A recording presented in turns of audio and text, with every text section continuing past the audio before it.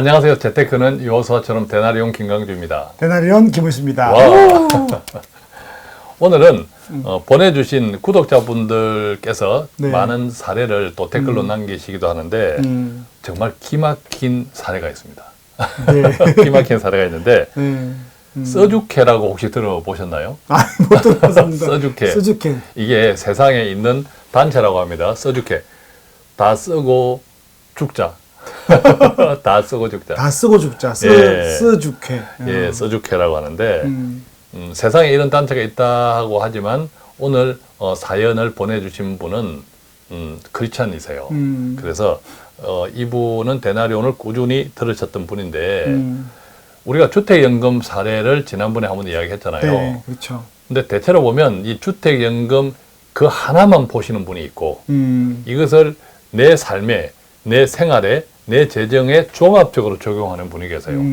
저희도 바라건대는 네.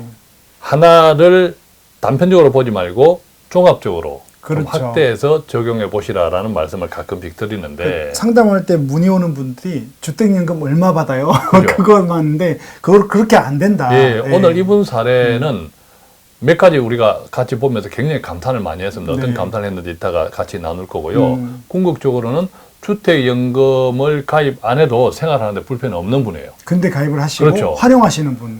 그런데 왜 가입을 하셨는지 그 이유도 정말 기가 막히고 감동적입니다. 그렇습니다. 네. 그 다음에 가입한 이후에 삶이 어떻게 달라졌는지 그것도 정말 기막힌 은혜가 있습니다. 네. 예, 그 이야기를 한번 나누어 보겠습니다. 네. 오신 이렇게 보내주신 내용을 그대로 한번 같이 읽으면서 은혜를 나누겠습니다. 네, 제가 읽겠습니다. 예. 읽을 때마다 은혜가 되는 것 같습니다. 대나리온을 꾸준히 들었습니다. 그리고 며칠 전 결단을 내렸습니다. 한국주택금융공사를 방문하여 주택연금을 가입을 했습니다. 예. 나이는 남편인 제가 64세 예. 남자분이고요. 와이프가 58세로 부부 중 적은 나이 기준으로 가입을 해야 된다 그래서 58세 기준으로 특히 경기도에 6억 초반대 아파트입니다. 그래서 지난번에 우리가 사례를 했던 그때도 6억 예, 수도권 6억대 비슷하네요. 네. 그죠? 그리고 이제 이게 월 137만 원인데 이게 종신연금을 받지 않고 10년 동안은 좀 많이 받고, 예. 그다음에 10년 동안은 조금 10년 후부터는 좀 10년 적게 후에는 받고. 적게 받는 거죠. 그래서 10년 동안은 월 137만 원을 받으시고요. 10년이 지나고 나서는 계속해서는 100만 원 정도로 수령하는 식으로 계약을 했습니다. 예. 자, 그 다음에 이 부분 제가 한번 읽어볼까요? 13년 된 아파트라고 합니다. 지하철 등이 없어서 서울 나가는 교통이 매우 불편하고 베더타운으로 향후 30년 후를 봤을 때 암담하게 보이고 고령화, 베이비 부머 퇴장, 그 다음에 저출산 인구 감소, 향후 주택 보급률 130% 이상. 이것은 굉장히 공부를 많이 하셨다. 대단한데요. 향후 주택 보급률 네. 130% 이상. 그 다음에 이제 이분이 살고 계신 동네가 어떤 경제 직장이나 기업이 많은 동네가 아니라 베더타운. 그래서 점점 조금 활기가 없겠다 이런 말씀, 이런 예상을 하셨고, 그 다음에 최근 집값 급 상승, 그 다음에 정부의 폭탄 물량 공급. 자, 이것은 최근에 집값이 급등한 원인이 공급 부족이었다. 네. 그런데 이제는 반대로 그 반대 현상으로 공급 폭탄이 쏟아진다. 이게 이제 집값에 나쁜 영향을 끼치겠다. 네. 이런 이야기. 네. 그렇게 생각했을 때 아까 이분께서 적어 놓으신 향후주택 보급률 130%도 거기서 유추해서 생각한 것 같아요. 네. 그 다음에 가계부채 1,400조, 경제성장률 저하, 예금금리 상승 가능성 등 부동산에 우호적인 게 별로 없다고 생각했다. 야, 웬만큼 공부를 하신 분 같아요. 그러네요. 그리고 예. 되게 정확하게 예리하게 짚으셨어요. 예, 네. 맞아요. 네. 공부가 참 필요한데 네. 이분도 공부를 참 많이 하셨네요. 네. 예. 집값은 끝없이 오른다는 불패신화는 이제 서서히 막을 내릴 것으로 판단되어지고 일본의 전철을 밟지 않을까 하는 생각도 듭니다. 네. 향후 조정 후 집값이 오른다고 해도 아주 극소수 지역만 오를 것으로 생각됩니다. 네. 일본이 그렇잖아요. 그죠? 네네. 예. 일본을 예로 들면 동경 외곽 신도시는 지은 지 50년이 넘어 빈집이 수두룩하고 관리비만 내고 그냥 들어와서 살아라 라고 해도 고스트타운, 유령도시, 네. 고스트타운이 되어 들어오지 않고 들어올 사람이 없고 그나마 조금 낫다고 생각하는 지역도 매수한 지 구입한 지 20년이 지났는데도 가격이 반토막 이상이 나 있다고 합니다. 실제 일본이 그렇다고 해요. 그죠? 그렇죠. 예. 그래서 일본은 뭐 들어오지도 않고 그렇습니다. 대신 이제 도쿄나 도심 중심의 가격은 또 굉장히 높고 예, 네, 그렇게 돼 그렇습니다. 있죠. 예. 그래서 이분이 향후 우리나라의 부동산도 이렇게 갈 가능성이 높다. 인구 측면에서 보면 이미 2020년도를 기준으로 한국의 절대 인구가 줄어들고 있는 거죠. 감소로 돌아섰습니다. 네. 역사상 처음으로 감소세로 돌아섰고 또 그 같은 인구 구조 속에서도 노령화, 네. 노인분들의 인구는 비중은 더 늘어나고 그렇죠. 음, 그러니까 경제 성장이 저하된다는 말도 맞는 거죠. 예. 사실은. 그래서 이 부분이 포인트인데요. 지금 저의 재무 상태는 당장 주택임금을 가입하지 않아도 되는데도 불구하고 주택임금 가입을 결단한 이유는 집값이 떨어질 집값 하락 우려 때문입니다. 집값이 최정점에 있을 때 가입하는 것이 좋다는 판단이 섰던 것이죠. 저번에 저희가 나름대로 주택연금을 하루라도 빨리 가입해야 될 이유 예. 그리고 이제 가입하고 나서 그 돈을 어떻게 활용하는지를 보는데 잘 들으신 것 같아요. 그렇습니다. 네. 이제부터는 구체적으로 이분이 주택임금을 가입하고 났으니까 네. 이분의 재정 상태가 어떻게 달라졌다를 네. 구체적으로 조금 언급해 놓으셨는데 제가 읽어보겠습니다. 예. 이거 저희가 짜준 게 아닙니다. 네, 놀랍습니다. 주택연금을 포함한 저희 가정의 재무 상태는 국민연금이 월 160만 원, 국민연금도 꽤 많이 나온다고요. 많이 받고 있습니다. 네, 즉시연금이 종신형으로 했을 때 80만 원, 80만 원. 그리고 주택연금 이번에 신청한 게 월 137만 원이 되고요. 그다음에 또 주식 배당금도 있어요. 그래서 예. 주식 배당 소득이 월 40만 원 정도가 예. 나오고요. 은행의 이자 소득도 40만 원 해서 도합 457만 원 정도가 나옵니다. 자, 도합 457만 원에 여기 이제 주택연금 137만 원에 포함된 거니까 이것을 빼더라도 300한 20만 원 정도. 네, 남는 거죠. 원래 320만 원 정도를 얻었던 분이에요. 네. 예, 얻었는데 주택연금까지 이제 합해서 457만 원이 됐네, 그죠? 그리고 또 생활비도 조금 국민연금을 160만 원 받을 정도면 웬만한 소득도 됐을 텐데 예, 예. 생활비가 200만 원 정도래. 이것도 굉장히 예. 되게 저희가 볼 때는 검소한 것 같고요. 그러니까요, 국민 주택연금 가입하기 전에도 한 330만 원 정도이니까 네. 생활비 200만 원을 빼더라도 130만 원이 남았던 남는 분이죠. 가정. 그러니까 네네네. 굳이 네. 주택연금을 가입 안 해도 되는 상관없는 분이었어요. 분이죠. 근데 주택연금을 받아서 457만 원에 200만 원 쓰고 나니 매월 257만 원이 남는 남았다. 거죠. 이런 돈들은 또 월 배당 ETF 등에 활용하여서 예. 또 재투자하고 복리를 굴릴 생각인 거죠. 참고로 현재 생활비는 200이지만 이것도 놀랍습니다. 예. 30년 후에는 인플레이션을 생각했을 때 월 370만 원 정도로 나와야 되지 않느냐. 야, 그렇죠. 예, 그에 대한 계획도 세우고 있다. 이것도 대단한 생각이에요. 그럼요. 저희가 방송에서 돈을 휴지로 만들지 마라. 네. 이게 뭐 극단적인 말씀을 드린 건데 돈이라는 것이 시간 가치가 굉장히 중요하고 시간이 지남에 따라서 현재의 돈 가치는 떨어지잖아요. 네네네. 이분이 지금 현재 200만 원 생활비가 30년 후에는 돈 가치 하락으로 인해서 지금 가치 기준으로 한 370만 원 정도는 되어야 네, 된다. 그나마 되겠다. 이것은 소비자 물가 상승률 정부에서 발표하는 높죠, 1%대 네네. 그것을 계산한 것이 아니라 네, 체감 우리가 물가 그렇죠. 한 장바구니 물가 네네네. 느껴지는 물가 그것을 기준으로 계산한 것 같으니까 이게 얼마나 대단하신 거죠. 대단합니까, 그죠? 예, 그리고 남는 돈을 월 배당 ETF 등에 투자해서 복리로 굴릴 계획이다. 그러니까 투자 계획도 세운 거죠. 그죠? 투자 계획도 네. 세운 거다. 이것도 참 대단하시다, 그죠? 네. 또 좀 읽어보겠습니다. 혹자는 이것도 대단한 예. 내용입니다. 혹자는 주택연금이 복리로 계산되고 월 지급금이 작다고 하여 집을 빼앗긴다고 가입하지 말라고 하는 의견도 있답니다. 예. 이는 한 면만을 보기 때문이라고 생각합니다. 맞습니다.